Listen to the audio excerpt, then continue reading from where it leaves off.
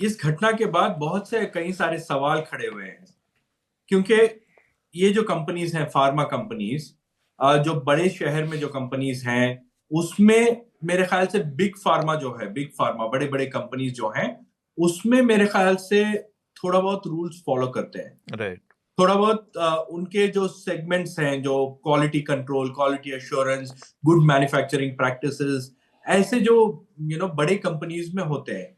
ये जो छोटे छोटे कंपनीज हैं, this is like a cottage industry. Hmm. 4,000 square feet के बिल्डिंग में ये कंपनी चल रही थी, और वो कंपनी को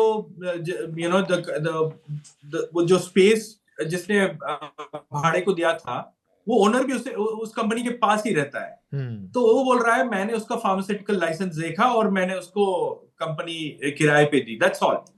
मेरे को कुछ करना नहीं है। हम्म। अगर ये जो स्टेट गवर्नमेंट जो है, उनको ड्रग एंड कॉस्मेटिक्स एक्ट के तहत स्टेट गवर्नमेंट को एवरी 1 ईयर इंस्पेक्शन करना चाहिए।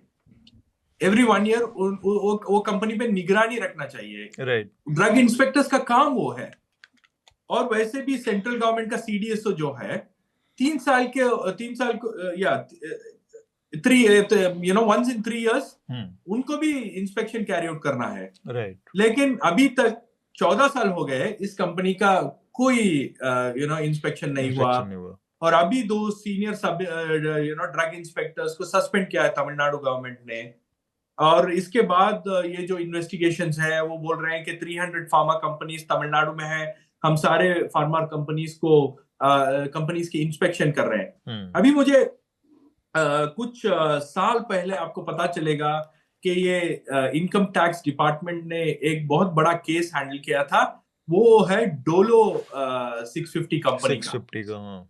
डोलो 650 का केस जो है, वो बहुत बड़ा केस है और बहुत इंपॉर्टेंट केस है। तो ऐसे तो बहुत इश्यूज है, ये बहुत बड़ा स्कैंडल था।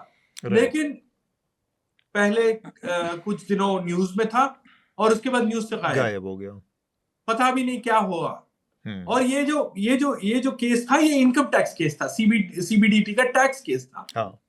ये क्रिमिनल केस हुआ या नहीं हुआ, कौन सी एजेंसी इसे फॉलो कर रही है, कौन सी एजेंसी इसकी जांच कर रही है, किसी को पता नहीं क्या हुआ इस केस में।